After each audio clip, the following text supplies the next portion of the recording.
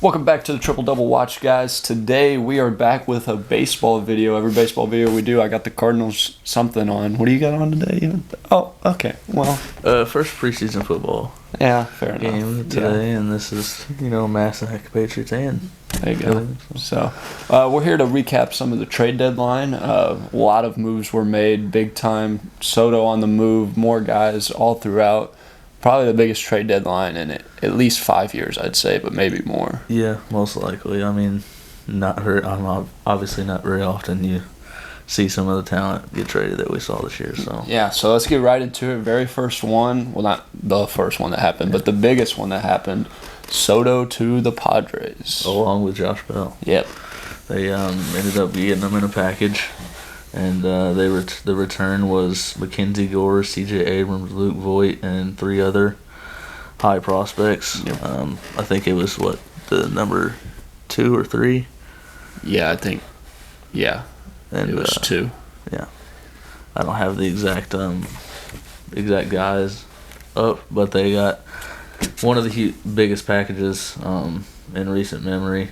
Funny story with that one was that Eric Hosmer was originally included and had a limited no trade in the Nationals for one of those teams, so he declined it, and they just put Void in, and it was still successful. Yeah, so. And then Hosmer instantly got traded to the Red Sox, which we'll talk about a little bit later. So that was a funny one there. But as far as this goes for the Padres now, they were in the sweepstakes for Soto, but it was never really mentioned that they might become Soto and Bell might be a package deal. Bell's a huge addition to this lineup too, and then Tatis will come back soon, and so they're basically getting 3 additions at the deadline here with Tatis included. So yeah, it's probably the biggest trade we've seen in a long time. So sucks that we couldn't get him, but seeing that package, it was definitely a high asking price.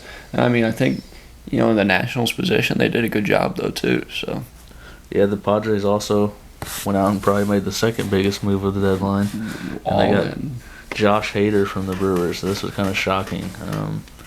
The Brewers got back Taylor Rogers, Dinelson Lamet, and 2 prospects. Yep. So it was a pretty decent return, but since the trade deadline, we've seen the Pirates not be very successful late in games lately. So it's still crazy to see.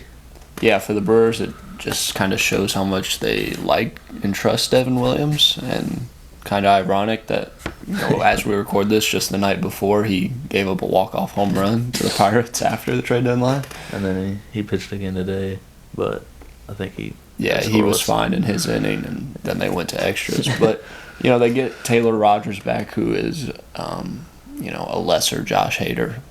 Another lefty though. He's not set up. They also traded for Trevor Rosenthal, which we'll get into a little bit later too. But I don't know, the bullpen looks different now. It has more arms, but it doesn't have potentially the best bullpen arm in the game in Josh Hader. So it's odd for sure. Yeah, I mean, it's just at first when you hear that, it's like, a team that's in first technically still, giving up their best, maybe the best reliever is not very.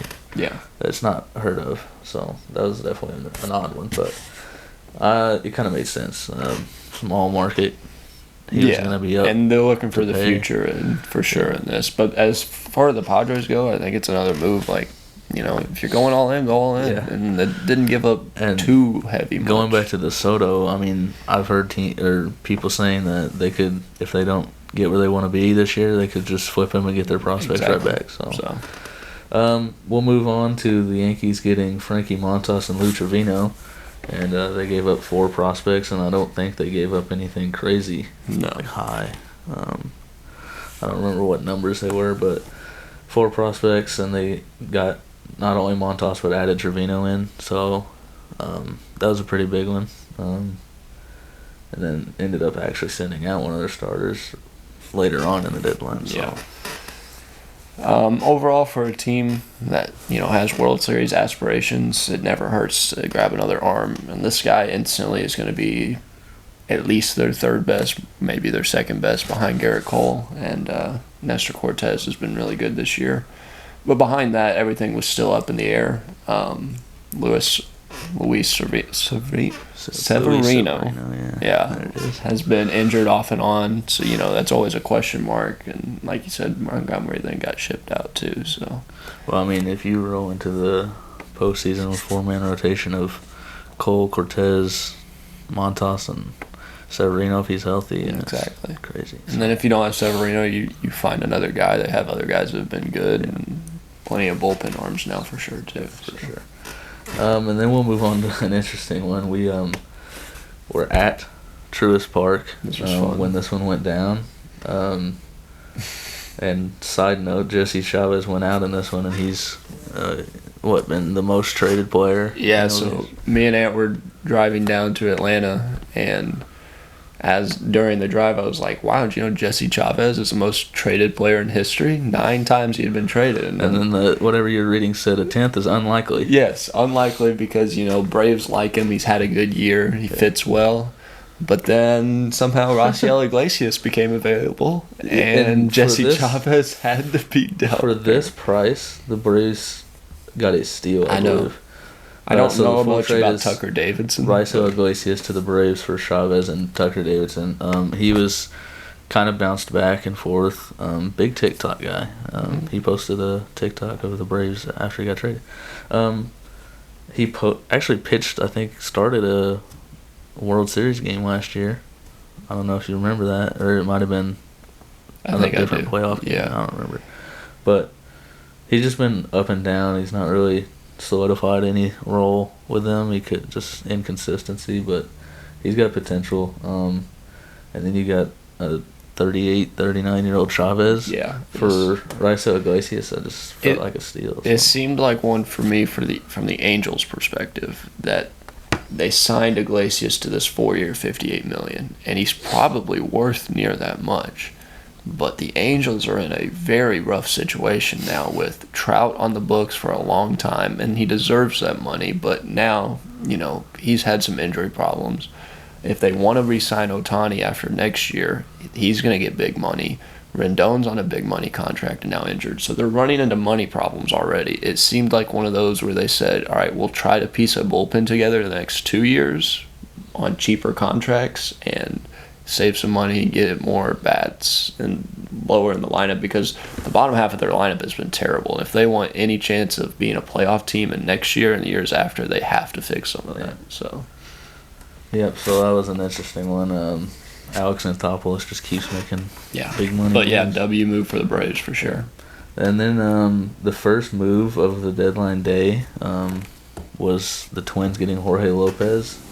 And the Orioles got back 4 pitching prospects in this one, so it felt like a pretty big return for guys having a huge breakout year, but obviously has no precedent of having a year like this, so Orioles sold high, and that was probably the best move, especially with Felix Bautista waiting. So yeah, and when you look at pitching prospects, it's probably one of those things where only 1 in 3 or 4 pan out to be solid guys. So originally when we saw the trade, we were like, that's a good package. But maybe 2 of them were already low prospects we don't really know about. Probably won't pan out. Don't know. But as far as the Orioles go, getting 4 chances in general is a W move. So, but I understand it for the Twins as well, for sure. Yeah, the Twins sneakily had a really good deadline. Then we'll mention it later on. They got Fulmer and Tyler Mahle as well. And I really like the Tyler Mahle deal. So, that was the beginning of the deadline day there. And this was the beginning of the day before, I believe, the Monday before the Tuesday deadline. Scott Efros, rookie for the Cubs, 28-year-old rookie, so not a young guy by any means. But he got sent to the Yankees for a pitching prospect, just straight up 1 for 1. And if you're the Cubs, I guess it's I don't know the look for the Cubs. It's a guy with 5 years of team control. No one even saw him on the radar for the trade deadline. Yeah, I didn't. I work with Cubs fans, know a lot of Cubs fans, and they just didn't understand the move. For the Yankees, you get a guy to replace Michael King, who's probably out for the year, or out for a while. So, and it's been said that this prospect they got back is really good and can be better than Efros, but it's so weird to give up a guy who's proven, at least, because you just never know until you're up on the major league level, and so I don't know. But for the Yankees, it was one of the weird ones. Feels like a no-brainer for the Yankees. So. Then we'll get into the one we just mentioned. Tyler Mahle went from the Reds to the Twins for 3 prospects. I don't know what those prospects were. I actually never even heard what they were. We don't, going forward, we know what these trades were, but we kind of got them all mixed up, and we're a little busy the day of the deadline. Yeah, so for sure. We didn't exactly hear all of this at the time it happened. So, but 3 prospects for Tyler Mahle. It adds another arm for the Twins that they probably desperately need heading into this run. So, definitely a good move for them, I think. Yeah. So I heard on Tyler Mahle that his home ERA this year was like 5 because since he's super hitter friendly, and his road ERA was like 2.9, and so that's definitely something the Twins probably took into account. And then he had been pitching well since the All-Star break anyway, so I think he's going to fit in great, and he could easily be a sub-3 guy the rest of the year for him. So MLB.com says it was 3 of the Twins' top 25 prospects, so that's seems to be a decent return. Yeah. So. And it's a guy the Reds probably needed to move for sure. Yeah. So to get 3 prospects back, good for them. So. Then we'll move on to the heartbreaking one for K-Dog. Old K-Dog's O's. They sent Trey Mancini out to Houston in a 3-team deal. So Houston ended up sending Jose Siri to the Rays, and the Orioles got a prospect from each team. Yeah. So I think the Rays is an interesting throw in here. They get Siri, and they ended up getting Peralta also. And also, since they got Siri, they ended up DFAing Brett Phillips, and he also ended up in Baltimore. Yeah, so just interesting there.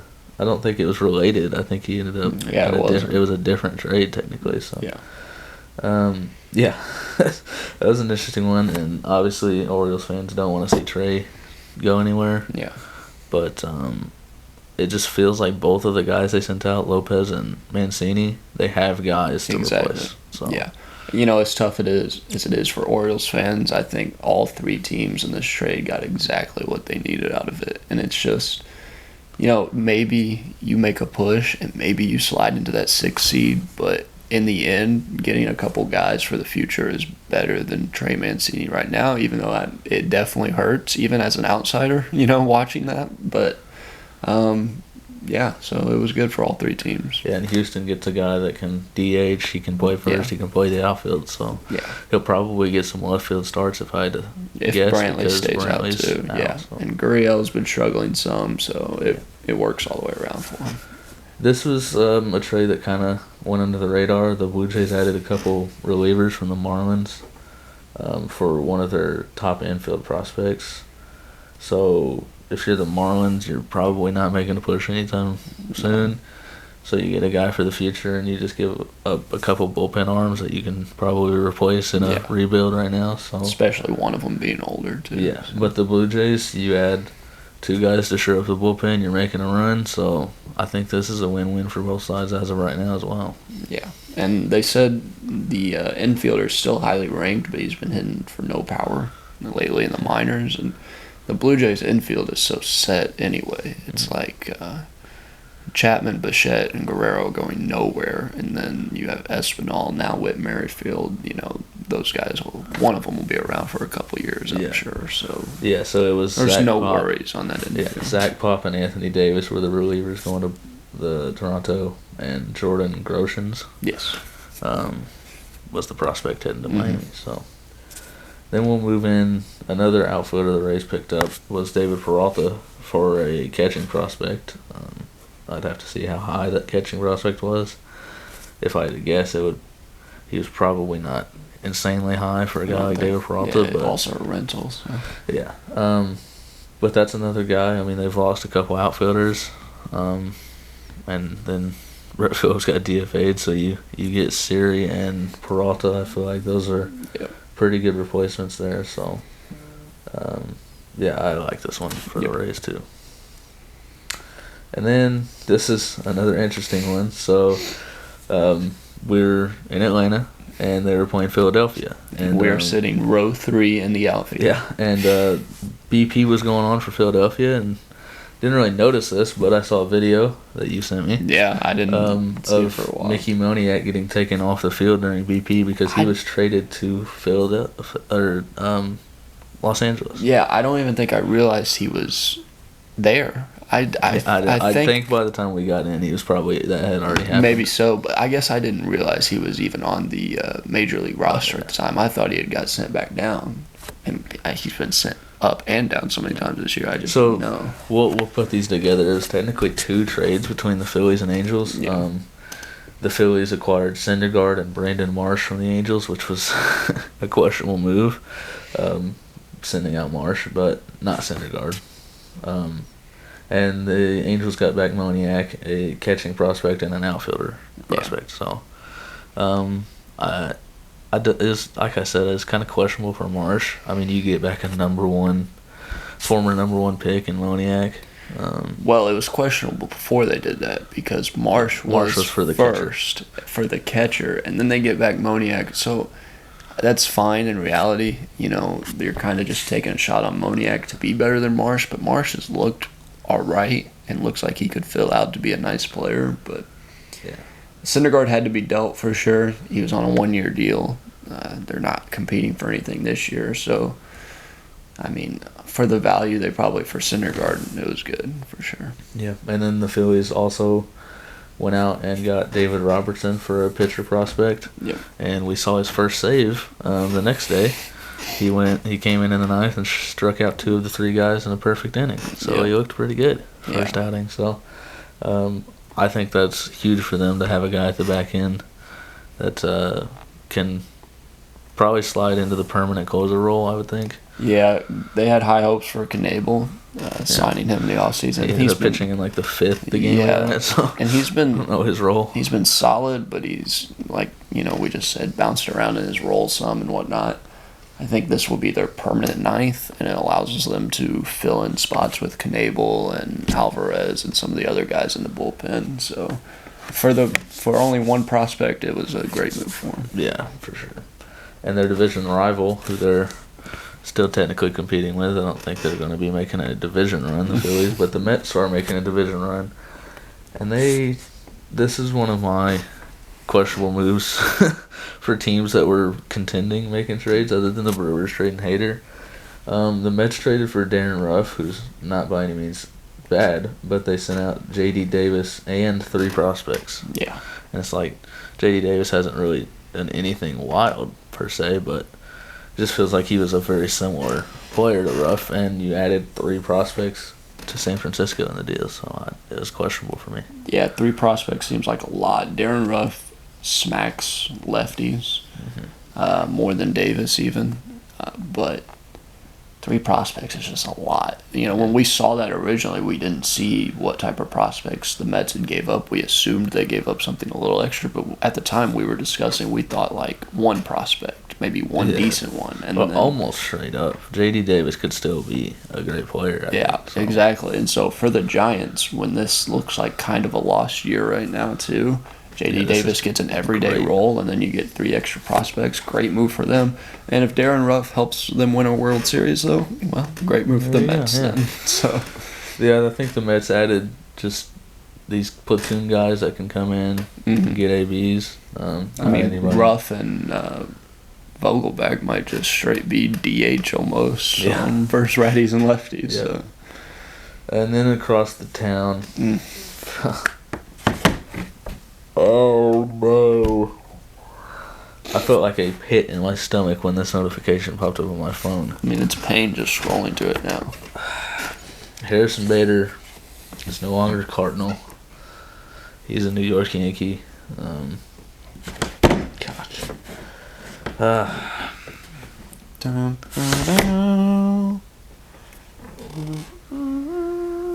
So he got sent to the New York Yankees, and taking the pain away for a second. Once we came to terms, it was a good deal. We got Jordan Montgomery back, who will ironically be making his Cardinals debut a couple days from when we're filming against the New York Yankees. Yep.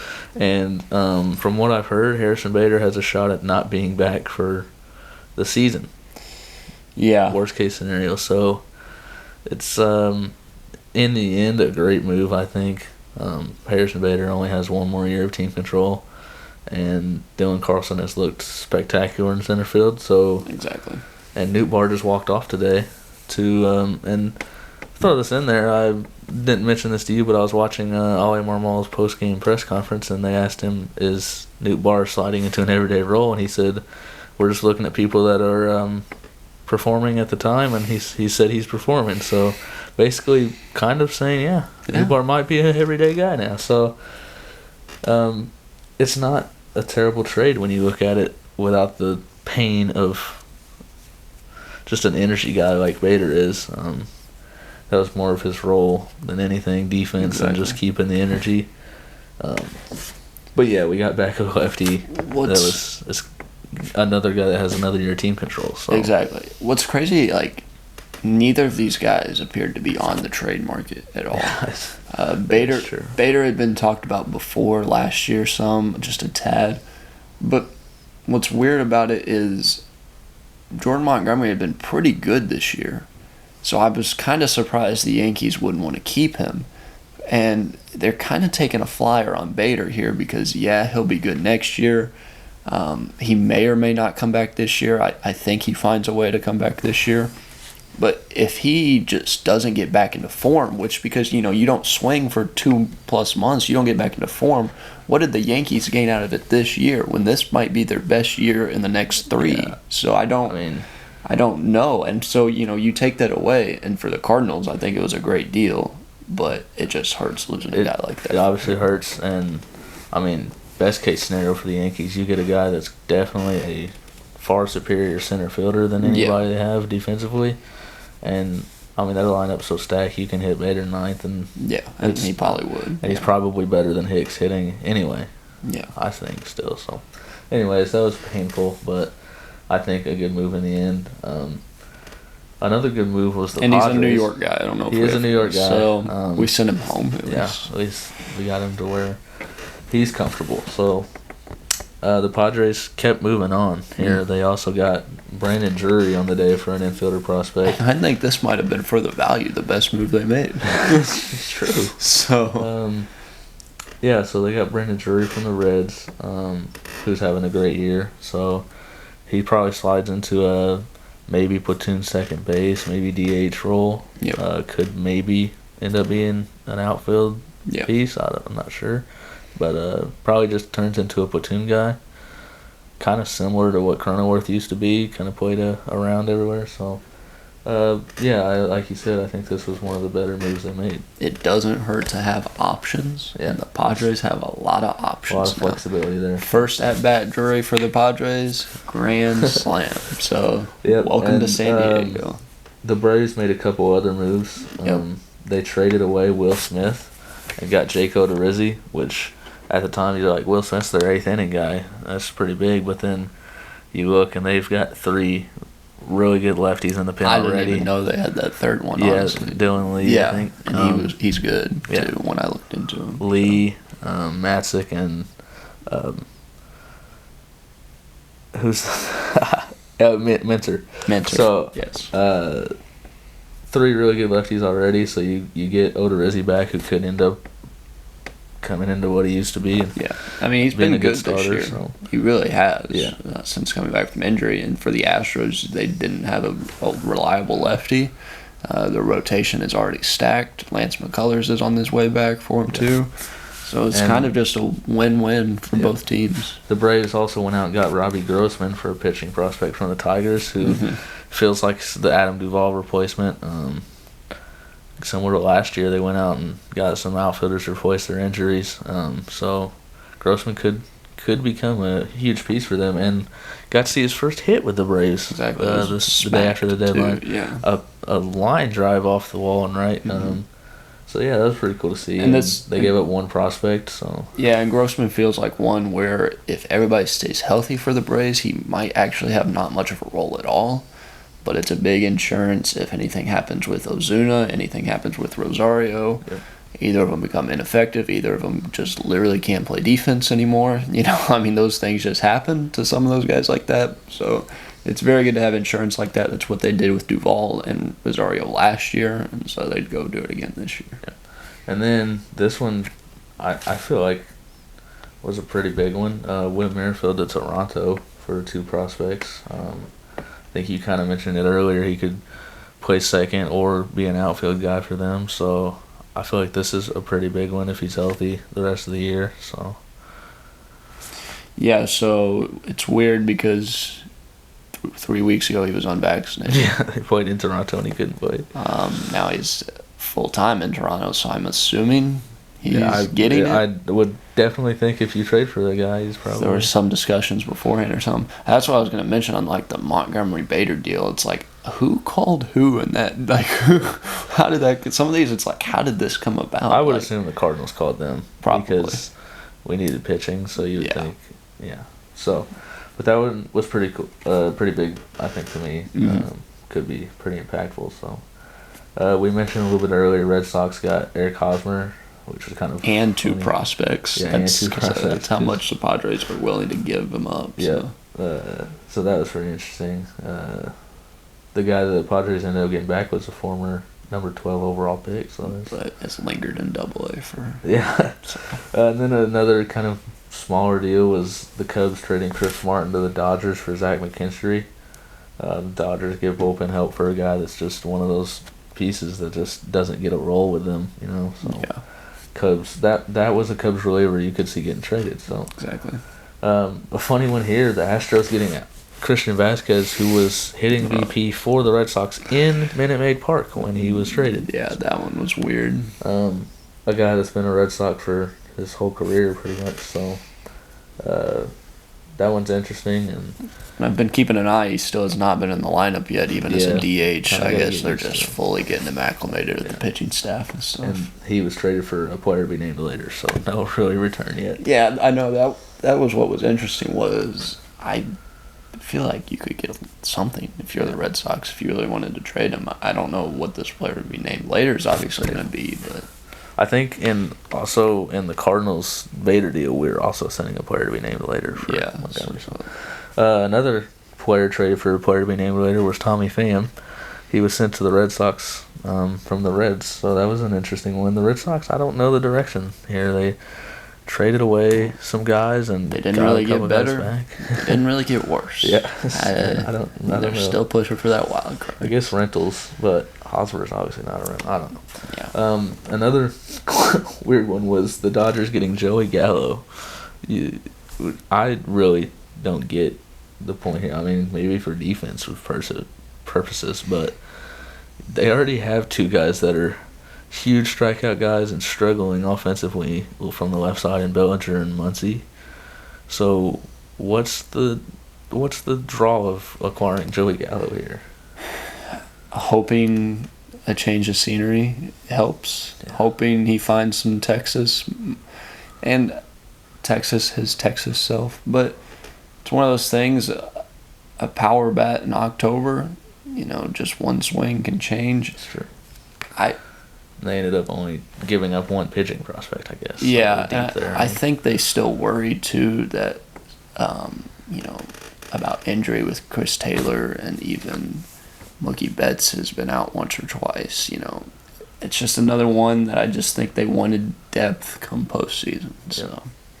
So to kind of wrap up the video now, we're going to talk about some of the biggest winners and losers we think of the trade deadline and what we think some of these moves might do for the rest of the season and what big move might impact October. And some of the trade the Braves made last year definitely helped them a lot, Eddie Rosario and some of those guys. So we're going to be looking for some of those moves that we think might help win the World Series now. So let's get right into it. Yeah, so obviously you can say one of the biggest winners is the Padres. So it's going to be interesting seeing whenever Tatis gets back what kind of lineup they go with. Tatis might lead off. You could literally go Tatis, Soto, Machado, Bell, and that is a crazy top of the lineup that can compete with pretty much anybody. With Drury and Cronenworth still, like those are the best 5-6 almost in the game too. So so it's gonna be interesting. It's just, will they be able to compete with teams like the Dodgers when it comes to the postseason? So they're in a really weird spot still. As much as they've done, they're 12 games out of the division. And it seems like a formality that the Dodgers have won the division. They could get really hot and get up to the 4 seed, beat out the Braves or the Mets, whoever doesn't win the division for the 4 seed. But regardless, then you're playing the 5 seed. If they become the 5 seed, they're playing the 4, whatever. So you got to win that 3-game series, and anything can happen there. And then you got to go play the 1, which is probably going to be the Dodgers. Yeah. So say you get out of that first round, regardless, you got to beat the Dodgers in a 5-game now. So that's kind of what you're stacking up against. But I think they definitely have enough to do it now. Yeah, they've definitely made enough. And Hader was a huge one, I think. Exactly. Yeah. So they're probably clear winner there. So, but a side note of their trade they made, a loser of this is Luke Voigt. I mean, you go from San Diego contending to your fellow first baseman said, I don't want to get traded, so now you're in Washington.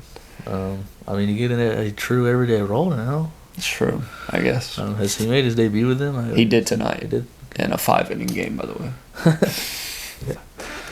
And, that's interesting there. And the Nationals, while we're on that, they anybody who plays them in the second half just got a huge boost in their possible win column. Yeah, so this is really interesting. Phillies, who are in the thick of the wild card, have 11 games left versus them. And Braves have 6, Padres have 7, Cardinals have 4. The Giants seem like they're really not. I don't think the Giants will get a spot anymore. Cardinals added stuff, Phillies added stuff, Padres added stuff, Giants stayed, basically even keel. But as much as these games matter versus the Nationals, some of the, like the Cardinals, I was looking at their schedule, have like only 4 against the Nationals, but they are only playing like 12 games left against above 500 teams. So one of the lowest strength of schedules. Yeah. So obviously, National fans are hurting severely right now, but Yankees fans are not, probably, I would think. No, Yankees. But they made a lot of really good moves this deadline. The Montgomery one's the only questionable one from their side. Yeah. So, and we didn't even mention they got Attendee. That was about so early. A week before the deadline even, which is another interesting one because I'm assuming he's still unvaccinated. Well, so. I heard that he said something about getting it since he got traded. But regardless though, that's an amazing pickup for them. And now their outfield, if Bader gets healthy, could go Benintendi, Bader, and Judge. Yeah. So that's just really amazing. Good defensively. Yeah. And one of the subtractions I had was Joey Gallo, who is probably so ecstatic based off of his media headlines recently. He's not spoken too positively about New York as of late. So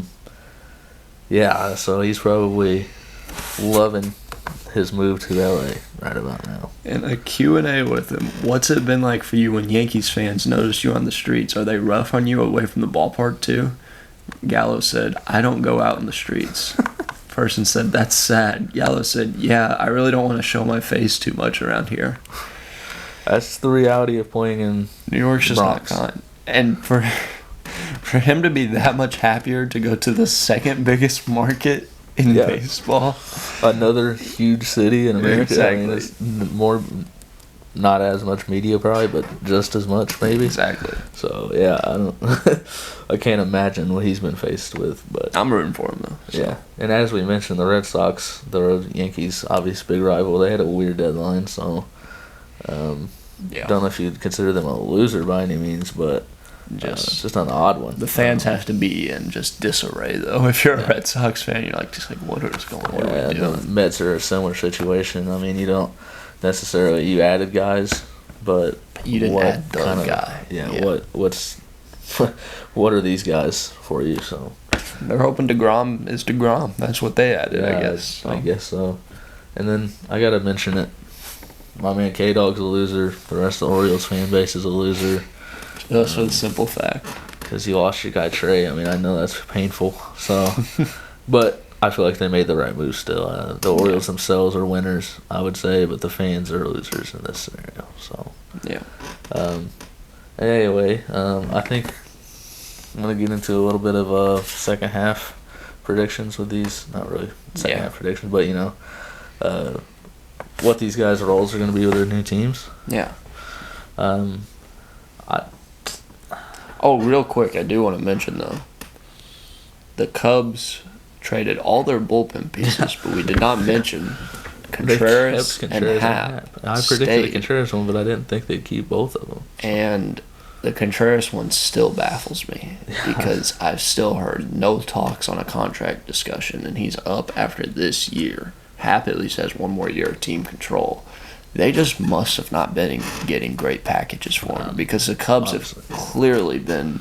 Last year they traded all those, Bryant, Rizzo, Baez. And this year they trade all these bullpen arms. The market just really must not have been there for some of those guys. At least Contreras. In our preview, I didn't really. That's kind of the reason I said that I think they would keep Contreras was who really needs to go out and get a catcher that's contending. I mean, the Cardinals could use it, but I don't really thought the Astros might. But they got Vasquez, so. Yeah, I just don't think they were ever comfortable because Maldonado's their guy defensively. I don't think they were ever comfortable giving up a whole lot to get a more offensive-minded catcher. And they got Vasquez, I think it was like 2 days before the deadline, and when that domino fell, I started thinking, well, I don't know now who. Yeah. The Mets were reportedly interested. Their catcher spot hasn't had a ton of offense come from it, but end of the day, I guess the deal still just wasn't there. So yeah, it was kind of wild to see that not happen, but I predicted it. That was one of my only right predictions. There you go. I think I had like David Peralta right. Yeah, I think that was the only one you got. BSA. No, I don't. I think that was the only one you got. And I got a lot of it. But those were all shot in the dark days. Yeah, they really were. Also, I don't know if we mentioned Louise Castillo. He ended up going to the Mariners. So yeah. That was a pretty big one. All those early deals kind of just flew by even our minds. So he looks good with the Mariners already. Yeah, so good for them. So I think my big winner. I don't know. Obviously, the Padres are huge winners, but I don't want to go with that. So I think I like the Braves' moves again. I do too. Similar to last year, you get a outfielder, replace an injured outfielder in Grossman, who, from the one hit we saw, obviously it's a small sample size, but it looks all right. So good start there. And then obviously I think they fleeced the Angels for Raisel Iglesias. That's huge. That he can slide into the 8th inning role ahead of Kinley. Or even maybe get spot saves. All the lefties they got to go 6th, 7th, or whatever. And they also got Odorizzi, so I like their moves the best. So yeah, for me, I think probably the Astros, at least on the American League side. I love Vasquez. I love Mancini. We didn't mention this earlier, but he would have hit like 8 or 9 or 10. Was it 10? It was some crazy number more, 8 to 10 more home runs if all of his home games were in Houston and not so that's gonna be Baltimore. Obviously he doesn't play all of them, but that's the point. Like playing 81 home games in Baltimore versus 81 in Minute Maid was huge. Yeah, it would have been huge. So. And I really love what the Twins did too. I think they'll hold on for the division.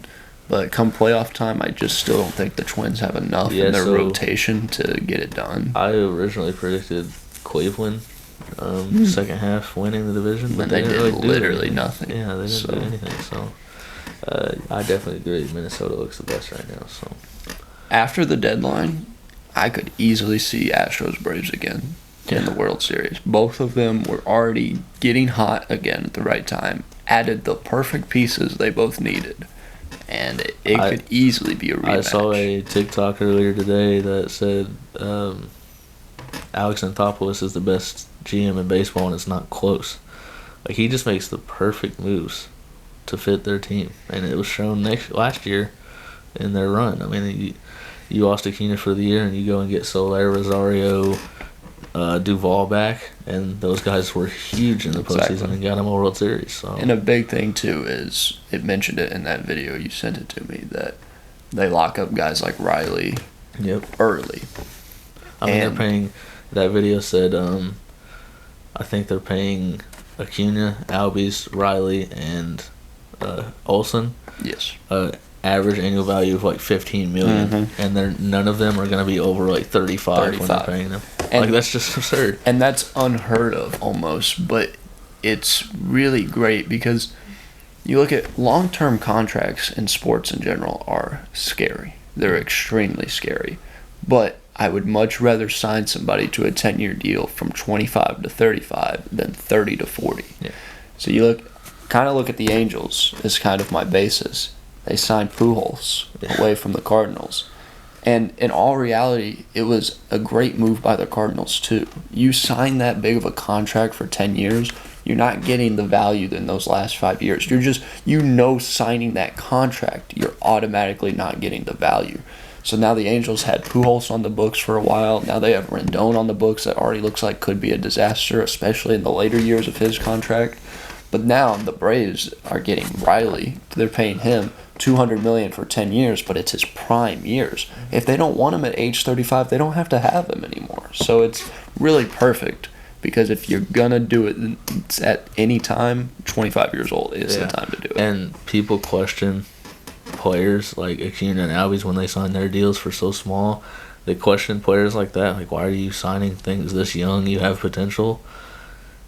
A lot of these guys, you never know what's going to happen in your career. That money might never pop up in front of your face again. Especially for a guy like Acuna who's already tore his ACL now once. Exactly. If that had derailed his career more majorly and he hadn't signed a contract extension at this point, he definitely would not be getting anything crazy. So I think it's great. I mean, I definitely agree that Antopolis is probably the best executive in baseball by far. And obviously I've never been in any of these players' situations, but I've always imagined for a guy like Acuna or some of these others that when they think about, okay, I can sign for $200 million now, or I could potentially wait and sign for $300 million later. I feel like for some of these guys, they don't care too much between that difference. It's like, I'm getting paid a lot to do what I love in the city I love. I feel like that's got to be the situation for some of these guys. Definitely Riley's one of those guys. I mean, he seems to be just loves Atlanta. He's from Tennessee, kind of his local team, you know. Exactly. I mean, $200 million is life-changing money. Exactly. You're good. Yeah. So you can exactly, but that's not the case for Soto. Yeah. No. He's But I feel like that might have been he just didn't love when he got traded. The funniest scenario would be if he gets an offer from the Padres for a contract around the same or anything close to what he was getting offered. Like, how much of a gut punch is that going to be? But unlikely. I think the most likely scenario with him is, like I mentioned earlier, if they don't get where they want to go, I mean, you look to maybe flip him again once he's got like a year or a half year left or something like that. But I mean, if they end up getting the ring, you maybe give him but I just don't think him personally, I don't think he wants a huge contract like some of these other guys. Well, I mentioned to you 15 a year. Well, I mentioned to you too that Soto might, at such a young age, at 23, he might be looking for 8 years, $250, $300 million, whatever, or even like 5 years. So something like that, so that he can get another contract around age 30 to set him up for another huge one, because it's been proven time and time again with these Pujolses and other contracts. The Pujols just always one that comes to my mind because we're so tied with him. But it's the fact of the matter is that was a bad contract for the Angels. But as many scenarios as this happens, it doesn't mean that somebody won't pay for Soto for 10 years at age 30 again. Yeah. Even knowing he probably won't be good 35, not good, but not that good, 35 to 40. So. Yep, it was a fun deadline. Gonna be interesting to see these guys on their new teams. A lot of them have made their debuts. Still some to come. So what's your final prediction? Your World Series prediction now? Well, I went Cardinals Braves. I still think both of those got a shot, but like you said, I could definitely see a rematch, and I would love to see it actually. So I think I'll stick with my original answer, but I agree with yours that it's very capable of seeing a rematch. So. I know I had the Astros winning it in our video. You had Astros over Mets. I did. Mets did nothing though. Nothing crazy. They got DeGromster. That is a return. That is a trade deadline ad. I think DeGrom and Scherzer still just dominate the NL, so I'm going to stick with my Astros over Mets. It's going to be very interesting if they're the 4-5, them and the Padres, seeing that lineup against that pitching staff. That's going to be a good series, I think, if it happens. So. Yeah. It's going to be a fun. See some Mets-Dodgers, too. Yeah, sure. It'll be a fun second half. We'll have some more kind of bi-weekly check-ins on the wild card or the playoff races. Mm-hmm. So check those out. Anything else? If you're still here, hit that like, hit that subscribe, because if you're still here now, you've been enjoying it. You're a real one. So we appreciate you guys. Yep. Look out for more content. Until next time. Peace.